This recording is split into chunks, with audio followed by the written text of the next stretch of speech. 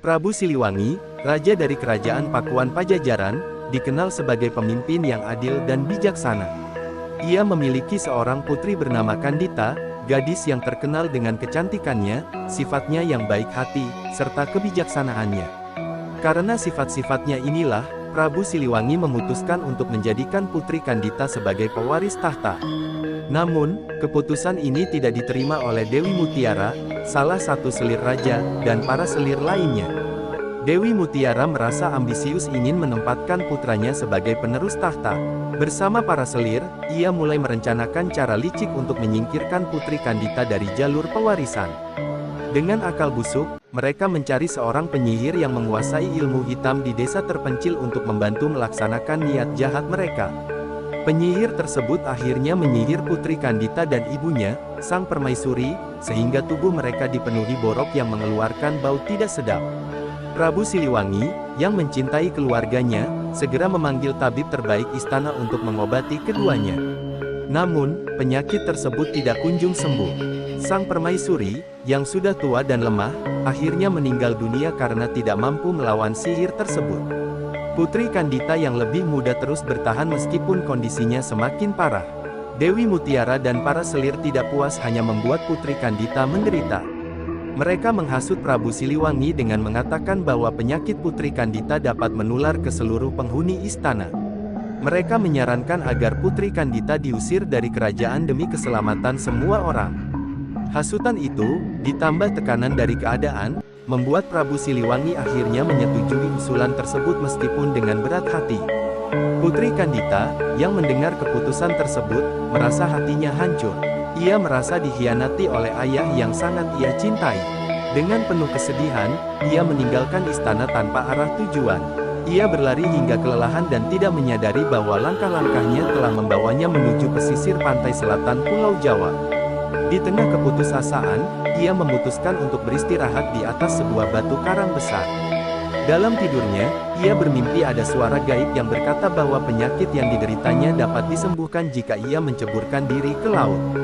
Ketika ia terbangun, ia memutuskan untuk menuruti pesan dari mimpinya tersebut. Putri Kandita berdiri di tepi laut yang jernih dengan ombak besar bergulung-gulung di hadapannya. Dengan tekad kuat, ia menceburkan diri ke laut. Ajaibnya, penyakit yang selama ini menyiksanya hilang seketika. Kulitnya kembali mulus seperti sedia kala. Ia merasa diberkahi oleh kekuatan gaib Laut Selatan. Namun, luka di hatinya karena pengkhianatan dan perlakuan istana tidak dapat sembuh semudah itu.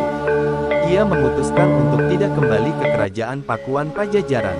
Putri Kandita memilih tinggal di wilayah pesisir pantai selatan, hidup bersama masyarakat setempat. Berkat kecantikannya yang kembali bersinar dan sifat baik hatinya, ia dengan cepat menjadi sosok yang dihormati dan dikagumi oleh penduduk setempat. Berita tentang Putri Kandita, yang kini hidup di pantai selatan, menyebar ke berbagai kerajaan.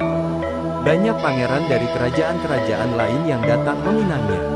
Namun, Putri Kandita tidak tertarik.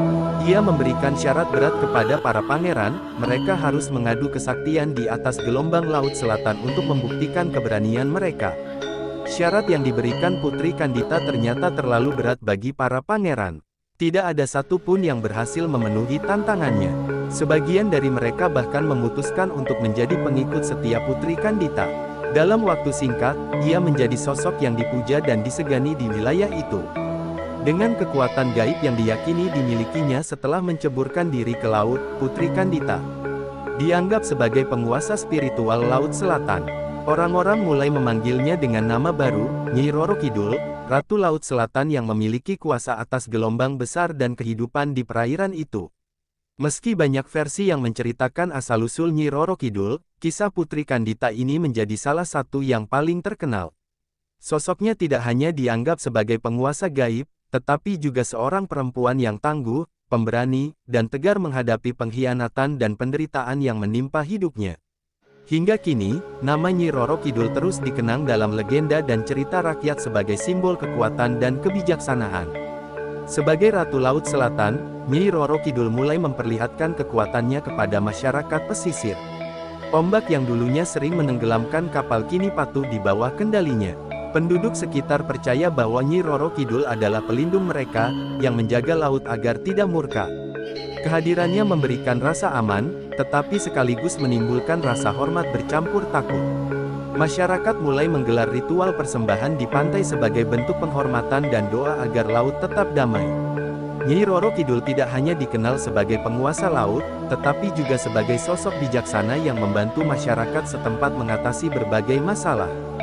Ia menjadi mediator dalam konflik, penentu keadilan, dan sumber kebijaksanaan.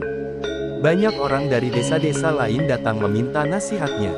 Namun, di balik perannya yang dihormati, Nyi Roro Kidul tetap menyimpan luka batin atas pengkhianatan keluarganya.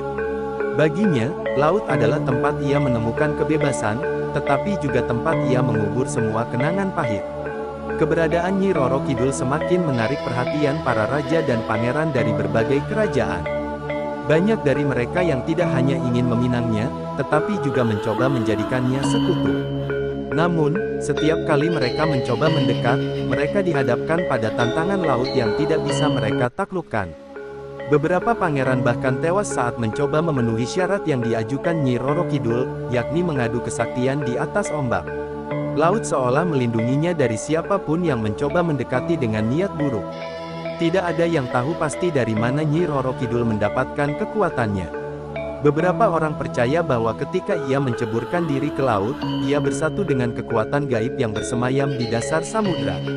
Ada juga yang berpendapat bahwa mukjizat yang ia alami adalah balasan atas kebaikan hatinya di masa lalu. Namun, sebagian lainnya percaya bahwa ia sebenarnya sudah dipilih oleh alam semesta untuk menjadi penguasa Laut Selatan sejak lahir. Meski demikian, ada banyak mitos yang berkembang tentang hubungannya dengan dunia gaib. Beberapa orang menyebut bahwa ia bisa berubah wujud menjadi seekor ikan besar atau bahkan seekor ular raksasa. Di sisi lain, ada yang meyakini bahwa ia memiliki istana megah di dasar laut yang dipenuhi oleh makhluk-makhluk gaib yang setia melayaninya. Kisah-kisah ini terus hidup di antara masyarakat, menambah aura misteri yang mengelilingi sosoknya. Nyi Roro Kidul tidak hanya menjaga laut, tetapi juga keseimbangan antara manusia dan alam. Ia sering memberi peringatan kepada para nelayan atau pelaut yang serakah dan merusak ekosistem laut. Dalam beberapa cerita, ia digambarkan muncul dalam mimpi seseorang untuk memberikan nasihat atau peringatan. Jika mereka mengabaikannya, laut akan menunjukkan kemarahannya melalui badai besar atau ombak ganas. Namun, bagi mereka yang menghormatinya, Nyi Roro Kidul memberikan berkah. Nelayan yang mematuhi aturan dan tidak mengambil lebih dari yang diperlukan akan selalu mendapatkan tangkapan melimpah. Masyarakat percaya bahwa Nyi Roro Kidul adalah penjaga keseimbangan, dan siapapun yang melanggarnya akan mendapatkan hukuman. Dengan cara ini, ia menjadi simbol keadilan yang menjaga hubungan harmonis antara manusia dan laut. Seiring berjalannya waktu, kabar tentang Nyi Roro Kidul sampai ke telinga Prabu Siliwangi. Sang raja mulai penasaran dengan sosok yang disebut sebagai penguasa Laut Selatan. Ia tidak tahu bahwa wanita tersebut adalah putrinya sendiri, Putri Kandita, yang dulu ia usir dari istana. Dengan rasa penasaran, Prabu Siliwangi memutuskan untuk pergi ke pantai selatan dan menemui Nyi Roro Kidul secara langsung. Saat pertemuan terjadi, Prabu Siliwangi merasa ada sesuatu yang familiar pada sosok Nyi Roro Kidul. Meski telah berubah menjadi wanita yang sangat berbeda, ia tetap mengenali aura kebijaksanaan dan kecantikan putrinya. Dalam hati kecilnya, ia mulai merasa bersalah atas apa yang terjadi di masa lalu. Namun, Nyi Roro Kidul tidak menunjukkan emosi. Baginya, masa lalu adalah sesuatu yang telah ia kubur bersama ombak. Ia hanya mengatakan bahwa takdir telah membawa mereka ke jalan masing-masing. Setelah pertemuan itu, Prabu Siliwangi kembali ke kerajaannya dengan rasa bersalah yang tidak pernah hilang. Ia menyadari bahwa keputusan yang ia buat dulu telah menghancurkan hubungan dengan putri yang paling ia cintai. Sementara itu, Nyi Roro Kidul tetap menjadi penguasa Laut Selatan. Ia memilih menjalani takdirnya tanpa kembali ke masa lalu yang menyakitkan. Legenda tentang Nyi Roro Kidul terus menyebar dari mulut ke mulut, melintasi waktu dan generasi. Namanya tidak hanya dikenal sebagai Ratu Laut Selatan, tetapi juga sebagai simbol kekuatan, kebijaksanaan, dan keteguhan hati. Ritual penghormatan kepada Nyi Roro Kidul masih dilakukan hingga kini, sebagai bentuk rasa terima kasih kepada sosok yang dianggap melindungi Laut Selatan. Dengan segala misteri dan keajaiban yang menyertainya, kisah Nyi Roro Kidul menjadi bagian tak terpisahkan dari budaya Nusantara. Ia bukan hanya legenda, tetapi juga cerminan dari perjuangan manusia melawan pengkhianatan, rasa sakit, dan ketidakadilan. Hingga hari ini, namanya tetap dikenang sebagai penjaga samudera dan simbol keadilan yang abadi. Abadi di hati dan laut, Nyi Roro Kidul menjadi bagian penting dari kehidupan masyarakat pesisir. Bagi mereka, ia bukan sekadar legenda, tetapi pelindung yang nyata. Ritual persembahan kepada Laut Selatan terus dilakukan hingga kini, terutama pada waktu-waktu tertentu seperti malam satu suro atau saat terjadi badai besar. Banyak yang percaya bahwa kekuatan Nyi Roro Kidul masih melindungi laut dan semua yang hidup di sekitarnya. Ia dianggap sebagai penjaga keseimbangan, yang mengingatkan manusia untuk hidup selaras dengan alam. Kisahnya pun terus diceritakan dari generasi ke generasi, melampaui batas waktu. Di setiap gelombang Laut Selatan yang menghantam karang, seolah terdengar bisikan kekuatannya yang abadi. Nyi Roro Kidul bukan hanya simbol kekuatan wanita yang mampu bangkit dari pengkhianatan, tetapi juga pengingat bahwa setiap penderitaan bisa menjadi awal dari takdir yang besar. Dengan segala keajaiban dan misteri yang menyelimutinya, ia menjadi bagian tak terpisahkan dari warisan budaya Nusantara, menandai batas antara dunia manusia dan kekuatan alam yang maha dahsyat. Setelah menjelma menjadi penguasa Laut Selatan, Putri Kandita, yang kini dikenal dengan nama Nyi Roro Kidul, menjadi simbol kekuatan alam yang tak terhingga. Masyarakat percaya bahwa ia memiliki kekuatan untuk mengendalikan gelombang laut, menenangkan badai, serta melindungi nelayan dari bahaya yang mengancam.